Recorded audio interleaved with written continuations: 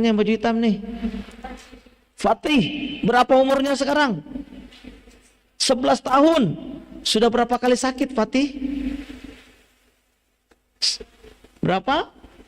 5 kali. Oh, usia baru 11 tahun. Sakit sudah 5 kali. Ya kan? Macam mana nanti kalau 30 tahun? Kalau setiap 11 tahun saja 5 kali, kita bilanglah 10 tahun 5 kali. 30 tahun minimal 15 kali. Mudah-mudahan tidak ya. Mudah-mudahan Fatih sehat-sehat terus ya. Nah, maka itu kita lihat bagaimana tips-tips Rasulullah dalam menjaga kesehatan. Ya, tentu ya tips-tipsnya ini sederhana ya. Nah,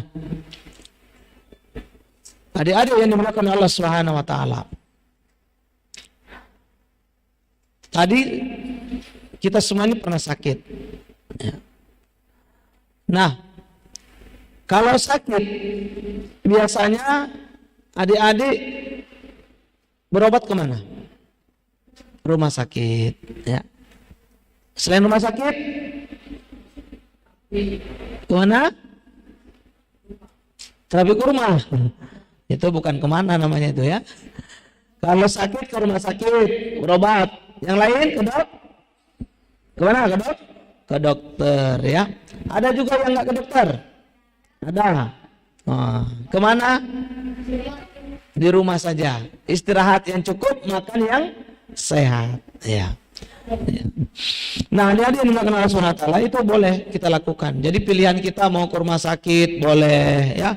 Ke dokter boleh, istirahat di rumah sambil perbaiki pola makan juga boleh ya.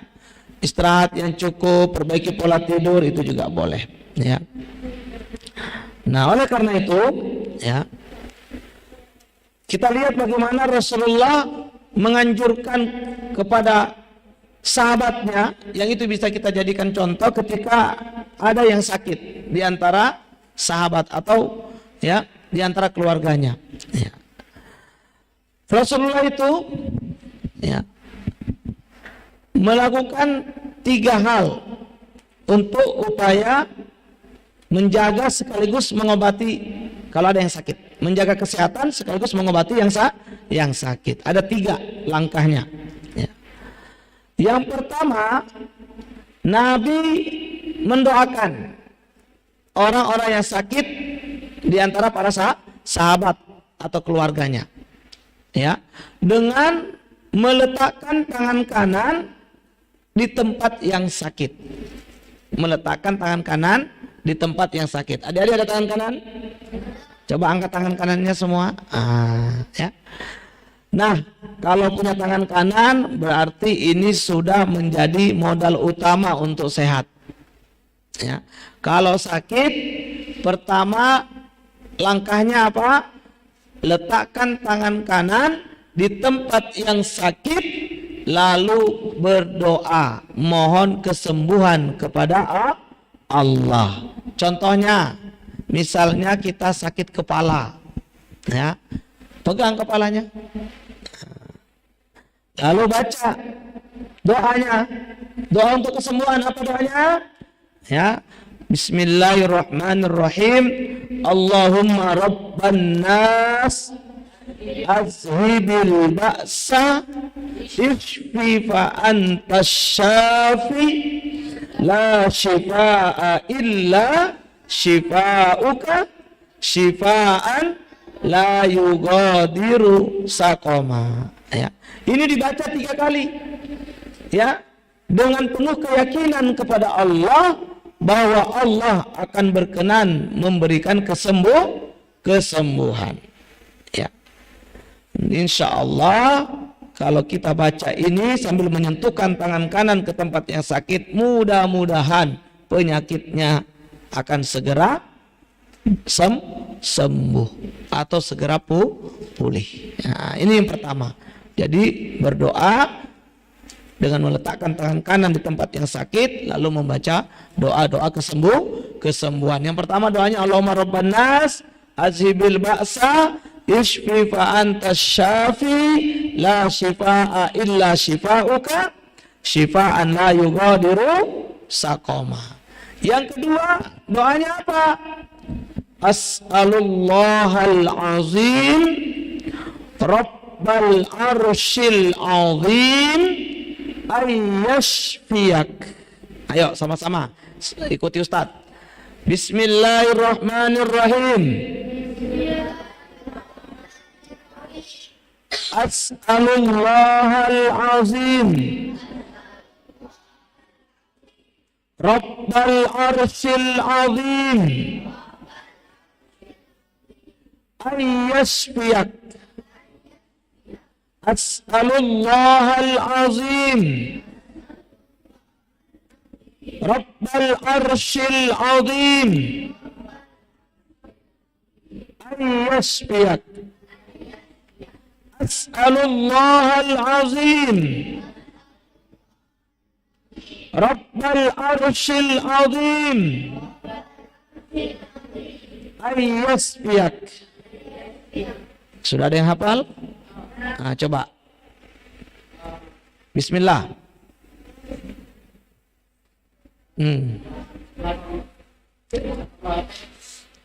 As'alullahal rabbal. Nah, yang lain siapa yang sudah hafal? Nah, coba. Ya. As'alullahal azim. Siapa lagi? Coba. Ya. Doa ini adik-adik dibaca 7 kali. Ya, sambil memegang kepala orang yang sakit. Kalau yang sakit kami sendiri bagaimana Pak Ustadz? Ya pegang sendiri kepalanya. Ya. Ya. Nah.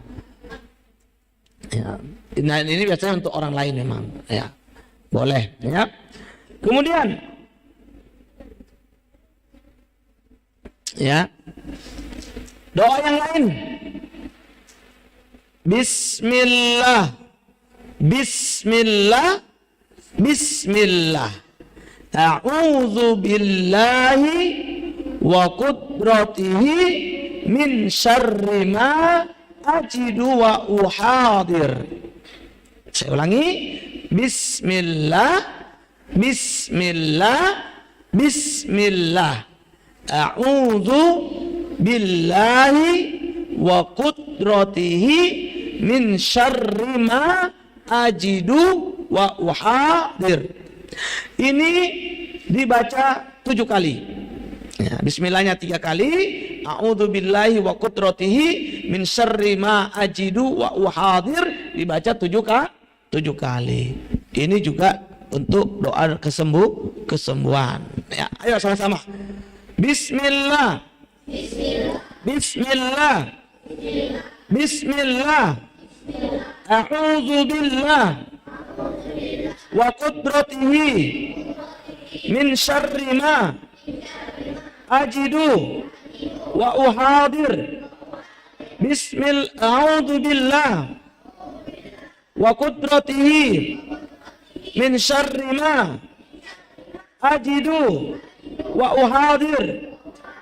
A'udzu billah wa qudratihi min syarri ma ajidu wa uhadir. A'udzu billah wa qudratihi min syarri ma ajidu wa uhadir. A'udzu billah wa qudratihi min syarri ma ajidu wa uhadir. A'udzu billah wa qudratihi min syarri ma ajidu wa uhadir. A'udzu billah wa qudratihi min syarri ma ajidu wa uhadir. Ini 7 kali. Jadi pertama bismillah 3 kali, auzubillah sampai wa uhadir 7 kali. Ada yang sudah menghafal? Siapa namanya? Sabir. Baca coba.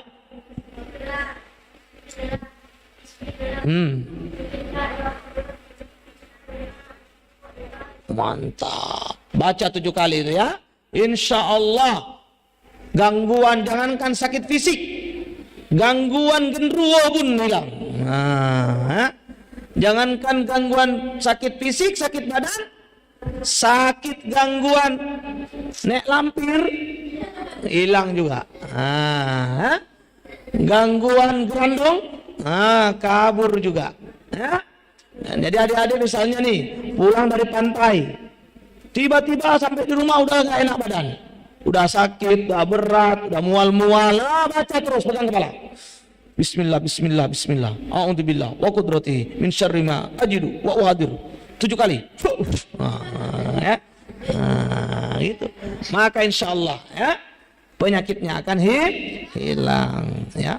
Ini yang pertama yang Nabi ajarkan kepada kita, yaitu kalau sakit apa yang dilakukan? Apa yang dilakukan? Letakkan tangan kanan di tempat yang sakit sambil membaca doa-doa kesembuhan. Boleh doa-doa hadis ini, boleh juga pakai Al-Quran. Apa yang dibaca Ustaz? Al-Fatihah 7 kali, ayat kursi 3 kali, Al-Ikhlas, Al-Falak dan An-Nas 3 kali. Mau pakai Al-Hasr, Al-Isra ayat 82, wa nunazzilu minal Qur'an ma huwa syifaa'u wa rahmatul lil mu'minin, itu juga boleh dibaca, terserah ya. Yang penting doanya ini ya ada daripada petunjuk Nabi kita Muhammad sallallahu alaihi wasallam ya. Ini yang pertama, letakkan tangan kanan di tempat yang sakit lalu baca doa. Oke, sekarang semuanya angkat tangan kanannya. Letakkan di tempat yang sakit. Setiap orang pasti berbeda.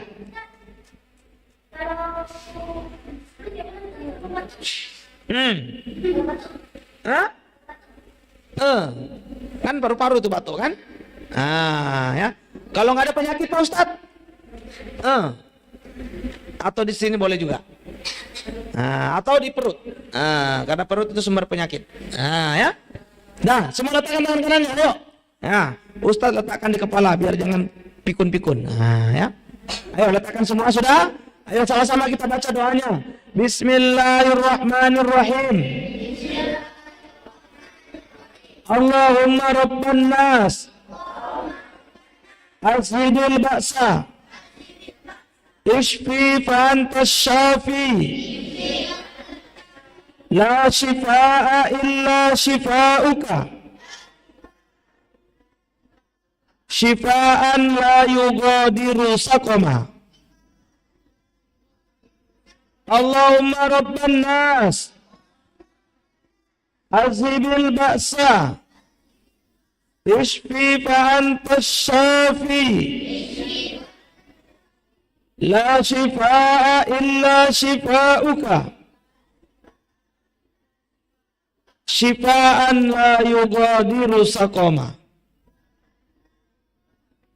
Allahumma rabban nas, azhibil ba'sa, ishfi fa anta syafi, la shifaa illa shifauka, shifaan la yugadiru saqama. Bismillah, Bismillah, Bismillah, a'udzu billah wa qudratihi min syarri ma ajidu wa uhadir. A'udzu billah wa qudratihi min syarri ma ajidu wa uhadir. A'udzu billah wa qudratihi min syarri ma ajidu wa uhadir. A'udzu billah wa qudratihi min syarri ma ajidu wa uhadir. A'udzu billah wa qudratihi min syarri ma ajidu wa uhadir. A'udzu billah wa qudratihi min syarri ma ajidu wa uhadir. A'udzu billah wa qudratihi min syarri ma ajidu wa uhadir. A'udzu billah wa qudratihi min syarri ma ajidu wa uhadir. Lalu kita tarik bismillah, Allahu Akbar. Nah, kalau yakin kepada Allah, insya Allah penyakit-penyakit yang ada akan Allah sembuhkan. Akan Allah sembuhkan. Jadi yang pertama, meletakkan tangan kanan di tempat yang sakit, lalu berdoa memohon kesembuhan kepada Allah. Ini yang pertama. Jadi kalau ada sakit, nggak usah bingung-bingung, nggak usah pusing-pusing, nggak usah panik, ya, nggak usah kayak di apa itu, di TikTok, panik nggak perlu panik. Nah, ya, kita ada Allah.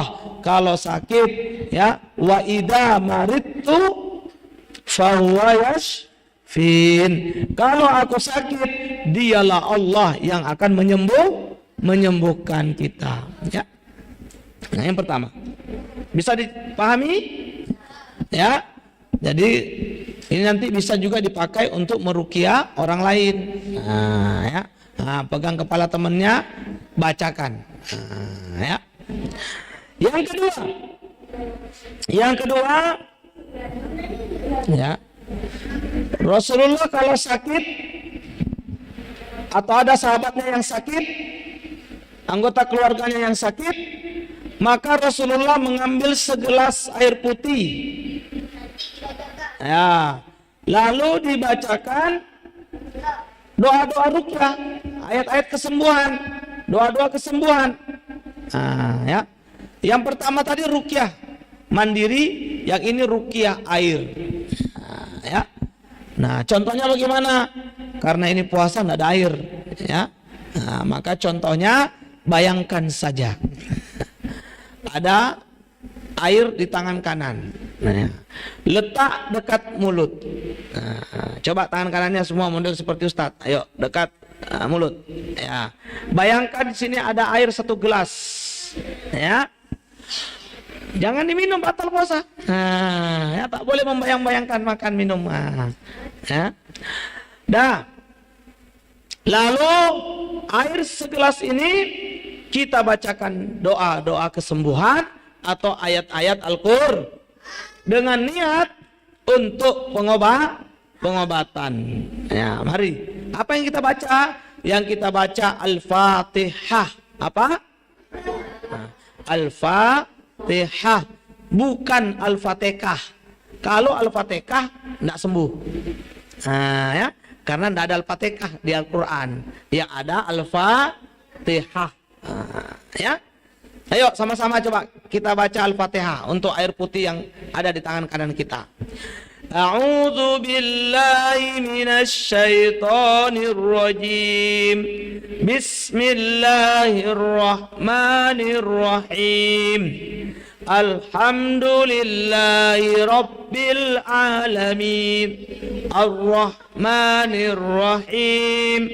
Maliki yaumiddin. Iyyaka na'budu wa iyyaka nasta'in. Ihdinas siratal mustaqim. Siratal ladzina an'amta 'alaihim ghairil maghdubi 'alaihim waladdallin. Amin.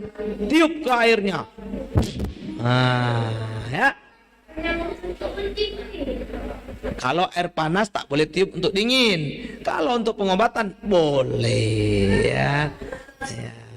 Tapi kalau untuk mendinginkan ya makanan yang panas jangan ditiup. Tapi kalau kita untuk meruqyah boleh tiup agar keberkahan bacaan tadi mengenai airnya. Kalau tidak mau tiup pun boleh, tapi agak dekat bacanya supaya waktu membaca napas-napasnya masuk ke air. Nah, ya, insyaallah. Ya. Nah itu. Apa Al-Fatihah saja Pak Ustaz? Boleh tambah yang lain. Al-Fatihahnya boleh baca 7 kali, kemudian baca lagi ayat kursi 3 kali, Al-Ikhlas, Al-Falak dan An-Nas masing-masing 3 kali. Lama kali Pak Ustaz? Ya sudah, baca masing-masing 1 Masih lama juga Pak Ustaz. Oh memang malas. Ya. Kalau malas tidak sembuh, ya. Nah, harus rajin, ya, tak boleh malas. Ini yang kedua. Nah, air ini kalau sudah diruqyah, apa fungsinya? Ada 3 adik-adik. Nah, air ini kalau sudah diruqyah ada 3 fungsinya. Yang pertama, air ini bisa diminum untuk menjadi sarana kesembuhan dengan izin Allah. Diminum untuk niat menyembuhkan penyakit, mengobati penyakit-penyakit yang ada di dalam badan kita. Entah itu sakit perut, sakit kepala, sakit apa lagi? Sakit dada, ya. Insya Allah dengan air ini bisa membantu mengobati dan menyembuhkan dengan izin Allah. Ini yang diminum, yang pertama diminum. Yang kedua, air ini juga bisa dipakai untuk mandi. Bagi siapa yang memiliki penyakit-penyakit, misalnya gatal, ya, mandi dengan air ruqyah. Atau yang kena gangguan ain, tatapan mata hasad atau takjub yang tidak disertai dengan memuji Allah. Ini juga mandi air ruqyah.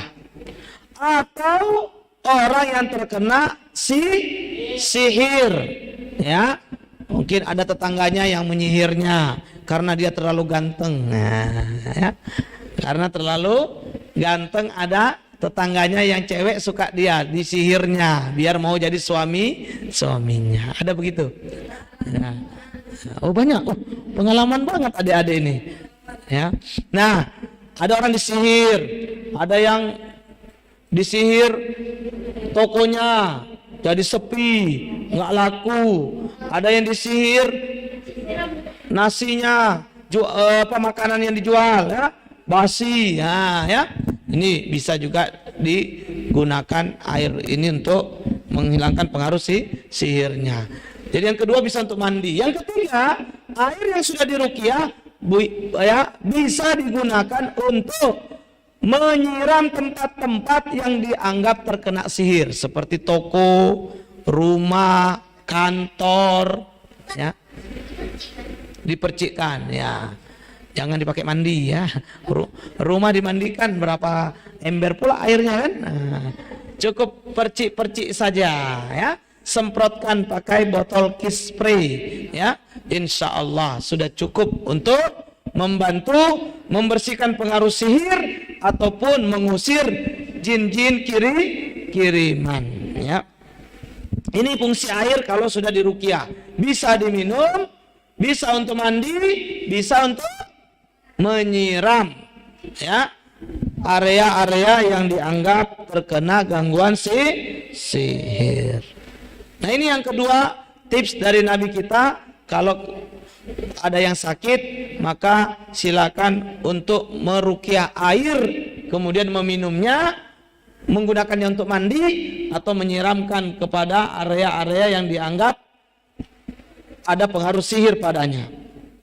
Yang ketiga, tips dari Nabi kita untuk mengobati yang sakit. Yang ketiga, Nabi kita menyuruh mengkonsumsi herbal. Herbal. Apa itu herbal, adik-adik? Apa itu herbal? Obat-obatan dari alam. Ya. Bodrex dari alam apa bukan? Nah, berarti bukan herbal, bukan cuma sekedar obat-obatan dari alam, ya. Apa itu herbal? Herbal itu semua tanaman yang berfungsi atau bisa dimanfaatkan sebagai obat, itu namanya herbal, ya. Seluruh tanaman yang bisa digunakan atau difungsikan sebagai obat untuk kesehatan, maka itu disebut apa? Herbal. Ya. Nah, diantaranya contoh apa? Herbal itu, kalau di Aceh ini yang sering pegagan. Siapa yang tahu pegagan? Nah, pegagan ini bagus untuk kesehatan. Misalnya untuk apa? Untuk menutrisi otak yang suka gagal fokus, yang suka sulit menghafal, yang suka pikun-pikun, masih muda udah kayak kakek-kakek, lupa sana lupa sini, ya, boleh pakai pegagan. Pegagan selain untuk nutrisi otak, juga bagus untuk sirkulasi darah, mencegah stroke. Nah, ya, jadi supaya darahnya lancar, tidak terhambat seperti macetnya lalu lintas yang sedang mudik sekarang, ya. Maka minum pegagan akan membantu melancarkan sirkulasi darah sehingga organ-organ kita berfungsi dengan sempurna. Contoh lain herbal. Apa itu? Andrografis, apa itu? Tanaman apa itu? Bahasa Indonesianya apa? Nah, jahe, contoh lain jahe yang mudah ya. Jahe misalnya. Jahe ini untuk apa? Dia bisa untuk mengurangi histeria. Apa itu histeria adik-adik? Orang yang suka histeris, menjerit-jerit. Nah, ya, suka teriak-teriak. Nah, ini bisa dengan jahe. Minum air jahe akan menenangkan jiwanya. Jahe juga bisa berfungsi untuk melancarkan sirkulasi darah, juga bisa memberi efek vitalitas, bertenaga, nah, ya, kebugaran. Ya, jahe, ya, bisa untuk menghangatkan badan, membuang angin. Ini jahe. Ya. Nah, Rasulullah itu biasa mengkonsumsi misalnya apa? Zaitun, minyak zaitun. Minyak zaitun ini sangat baik adik-adik untuk kesehatan. Boleh diminum, boleh dibalurkan di badan, dioles. Kalau diminum, zaitun bisa untuk mencegah kolesterol, ya, menjaga kondisi jantung, ya. Kemudian bisa anti kanker, antivirus, itu kalau diminum. Ya. Untuk lambung juga bagus, ya. Kemudian kalau dioles bisa untuk gatal-gatal, gigitan serangga, untuk luka yang baru maupun yang lama, ya.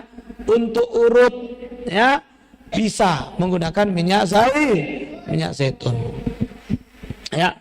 Nabi mengatakan berminyaklah dan minumlah minyak zaitun karena dia dari pohon yang diberkahi. Ya. Nah, adik-adik di rumah harus ada minyak zaitun. Pulang dari sini, kalau tidak ada di rumah minyak zaitun, bilang sama ayah, bilang sama ibu, Bu, beli minyak zaitun. Nah, ada bawa, alhamdulillah, ya. Itu boleh dipakai untuk pijat, oles, ataupun untuk minum. Ya, minyak zaitun. Yang lain habbatus sauda. Apa itu habbatus sauda? Jintan hitam. Ini adalah bumbu masakan. Nah, ini habbatus sauda kata Nabi kita Muhammad sallallahu alaihi wasallam, dawaun likulli dain. Obat untuk segala penyakit illas syam, kecuali kematian. Ya. Habbatus sauda. Diminum bisa untuk vitalitas, menjaga kebugaran, ya. Kemudian menambah tenaga, untuk insomnia, ya, juga antivirus, ya, bisa menghangatkan badan, dan tentunya banyak lagi manfaat-manfaat yang bisa diambil dari habbatus sauda. Adik-adik boleh mengkonsumsinya sehari, ya, 1 sampai 2 kapsul. Minum sebelum makan, ya, ya, habbatus sauda. Yang suka capek-capek badannya, cepat letih, cepat lesu, ya, tidak bersemangat, bolehlah minum habbatus sauda. Ya. Yang punya alergi misalnya, boleh juga minum habbatus sauda. dicampur dengan sambiloto. Nah, sambiloto ini juga salah satu tanaman yang baik untuk mengurangi kadar gula darah, ya, juga antivirus, ya, bisa untuk antibiotik alami, ya, maka nanti dikonsumsi. Maka adik-adik mengkonsumsi herbal ini sangat penting, ya. Termasuk herbal itu apa? Buah-buahan yang bisa berfungsi untuk kesehatan. Banyak nggak buah-buahan yang berfungsi untuk kesehatan? Ada pepaya. Pepaya bagus untuk jantung, bagus untuk kolon. Apa itu kolon? Usus besar. Yang susah BAB, banyak makan pepaya. Insya Allah BAB-nya lancar jaya. Ya. Tuh, ya. Pepaya juga bagus untuk jantung, menjaga kondisi jantung, ya. Kemudian bijinya, biji pepaya yang sudah matang itu juga bagus untuk obat cacing. Obat cacing. Caranya ambil bijinya lalu dicuci bersih, kemudian ditongseng. Sangrai. Digoreng tanpa minyak. Lalu kemudian dihaluskan, lalu ambil setengah sendok makan, diminum, ya, pagi sebelum makan atau malam sebelum tidur. Insya Allah kalau ada cacing, besok cacingnya keluar. Ya, yang cacingan-cacingan, ya, itu boleh dengan itu.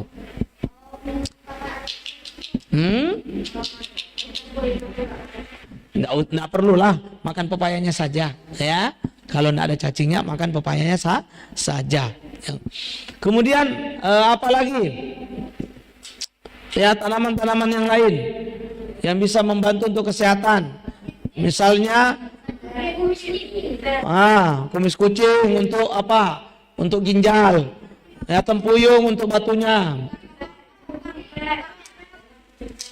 Apa? Kersen? Oh, ginseng. Wah, ginseng nggak ada di kita, ginseng susah, ya. Adanya di Korea. Kunyit, kunyit itu bagus untuk apa? Untuk obat lambung, luka lambung. Orang yang sudah dinding lambungnya ada luka, maka disembuhkan dengan air perasan kunyit campur madu. Propolis juga bisa, ya. Nah, ini semua herbal. Ya, artinya adik-adik biasakan menggunakan herbal ini. Baik dari buah-buahan, sayur-sayuran, akar-akaran, umbi-umbian, ataupun yang lainnya. Bunga juga ada bunga-bunga yang boleh, seperti bunga telang yang kemarin dibuat minuman, ya. Itu bagus untuk antioksidan, ya. Kemudian ada bunga apa lagi? Jamur ada, ya, jenis jamur. Ya. Nah, ini yang ketiga, Nabi menyuruh kita apa? Mengkonsumsi herbal. Di antara sayur yang bagus untuk lambung juga adalah labu kuning, labu tanah. Nah, ini juga bagus untuk menenangkan pikiran dan menenangkan lambung, ya. Silakan dikonsumsi adik-adik supaya yang suka sakit mah, ya, mudah-mudahan bisa sembuh. Dia bagus juga untuk nutrisi otak. Nah, ini labu. Ada kismis, anggur yang sudah dikeringkan. Ini juga bagus untuk otak. Yang susah menghafal, kalau Anda mau cepat menghafal Quran, banyak-banyak konsumsi kismis, ya. Banyak-banyak konsumsi kismis. Nah, di rumah adik-adik minimal harus ada apa?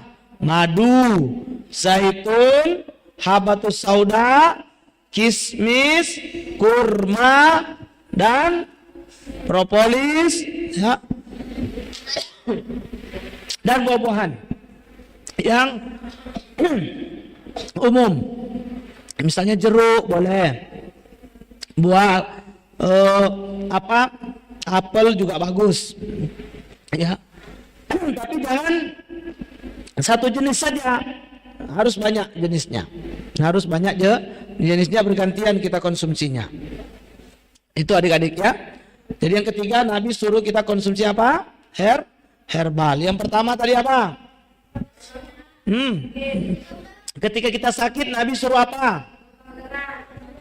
Meletakkan tangan kanan di tempat yang sakit, lalu membaca doa-doa kesembuhan. Disebut dengan ruqyah mandiri.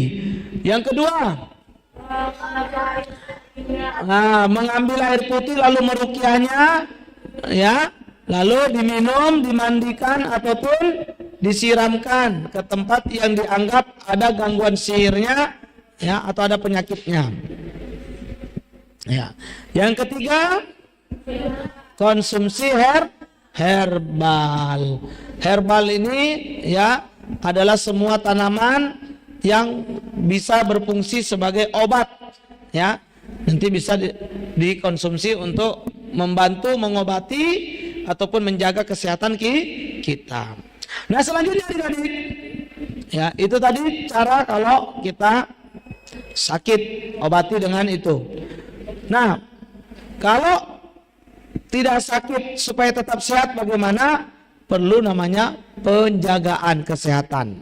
Makanya mencegah itu lebih baik daripada apa? Mengobati. Nah, adik-adik, supaya sehat itu perlu usaha, ya, pola, ya, perlu cara supaya tetap sehat itu bagaimana? Yang pertama, jaga pola makan. Pola apa? Nah, makanlah yang teratur. Dari puasa Ramadan kita belajar adik-adik, ternyata kita ini tidak perlu terlalu banyak makan. Ternyata cukup 2 kali sehari itu lebih sehat. Ya enggak? Coba adik-adik, dengan kondisi puasa dengan tidak puasa, mana yang lebih terasa nyaman badannya? Nyaman puasa ya tidak? Jujur, nyaman puasa apa tidak? Nyaman saat puasa seperti ini. Berapa kali makan? Cuman 2 kali, sahur dan buka. Ternyata kita tidak butuh 3 kali, cukup 2 kali. Dan Rasulullah juga cuman 2 kali makan, ya, pagi dan sore, ya, nggak makan malam, makan sore saja. Nah, bahkan banyak orang-orang soleh terdahulu itu makannya cuma sehari sekali. Seperti Imam Nawawi rahimahullah, itu makan cuma sekali sehari. Kapan? Setelah salat Isya. Nah, lain nggak makan. Berarti tiap hari puasa. Ya, dan beliau tetap sehat. Ya. Nah, maka pola makan ini perlu diatur adik-adik. Mudah-mudahan nanti setelah puasa ini selesai, tetap bisa menjaga pola makan 2 kali sehari saja. Sarapan pagi dan makan menjelang maghrib. Selesai, nggak makan-makan lagi. Nah, kalaupun mau makan malam, makan buah saja. Nah, ya. Ya, karena ada kaidah makan itu apa? Disebutkan makanlah di saat lapar dan berhenti sebelum kekenyangan. Ya, makan di saat lapar, berhenti sebelum kekenyangan. Nah, kenapa kalau mau enak adik-adik makan, itu ternyata bukan masalah lauknya. Kalau mau enak makan, lauk itu nomor sekian, ya. Tapi yang paling membuat orang itu nikmat makan ada 2 keadaan. Coba adik-adik, ketika puasa seperti ini lapar apa tidak? Lihat makanan pengen tidak? Begitu antri pengen cepat-cepat ya tidak? Kenapa begitu? Karena lapar. Kalau sudah kenyang, lihat makanan di atas meja masih selera apa tidak? Maka ternyata yang buat kita enak makan itu apa? Rasa lapar. Makanya adik-adik makanlah di saat lapar. Nah, kalau ada adik-adik disuruh makan, mengeluh, ih, apa mama ini? Kok cuma telur? Ah, itu pertanda adik-adik belum lapar. Kalau masih protes berarti belum lapar, berarti tidak usah makan. Karena kalau orang lapar nggak protes dia, makan saja. Kalau udah lapar, ya apa tidak? Selama di sini kan begitu. Ketika buka puasa protes ya? Enggak, karena udah lapar. Apalagi protes, ambil terus ya. Mau tempe lah. Mau telur bulat lah ya. Kebetulan ayam, alhamdulillah. Kebetulan ikan goreng, alhamdulillah. Kebetulan telur bulat sama sambal ikan teri. Itu kalau lah. Coba kalau kenyang. Protes. Berarti kalau mau makan tunggulah lapar. Biar nikmat tak banyak protes. Ya. Itu yang pertama. Kenapa orang enak makan? Karena lapar. Yang kedua, kenapa enak makan adik-adik? Itu karena adik-adik masih sehat. Coba kalau sakit, enak gak makan? Lagi sakit di rumah sakit, dipasang selang, di mana-mana dipasang ini, kemudian datang kawan bawa durian. Pengen makan nggak? Nggak enak lagi. Nggak enak lagi. Yang makan siapa? Yang kenyang siapa? Yang kenyang yang jagain ya. Kita yang sakit mana lagi mikir durian ya. Paling kita ngomong sama kawan yang bawa durian, kali kamu ini bawa durian di saat saya sakit, waktu sehat nggak pernah diajak makan durian. Nah, ya. Kalau mau cepat sembuh bukan durian obatnya, amplop ya. Itu cepat sehat ya. Ya Kak. Nah, jadi adik-adik, ya orang enak makan kalau ada dua keadaan. Satu karena lapar, dua karena masih sehat. Nah karena itu jangan terlalu kenyang supaya masih enak makan. Kalau sudah terlalu kenyang enggak enak lagi makan ya. Nah ini yang pertama, jaga pola makan. Pola makan harus dijaga, teratur. Makan pada waktunya ya, pada saat lapar dan jangan terlalu kenyang. Kemudian makan apa? Jangan sembarangan juga. Makan yang halal lagi thayyib, makan yang halal lagi baik ya. Karena kalau makannya cuman baik tapi tidak halal itu tidak berkah, nanti jadi penyakit. Nah, yang tidak halal itu bagaimana Pak Ustadz? Ada yang tidak halal karena zatnya, ada yang tidak halal karena proses mendapatkannya. Contoh proses mendapatkan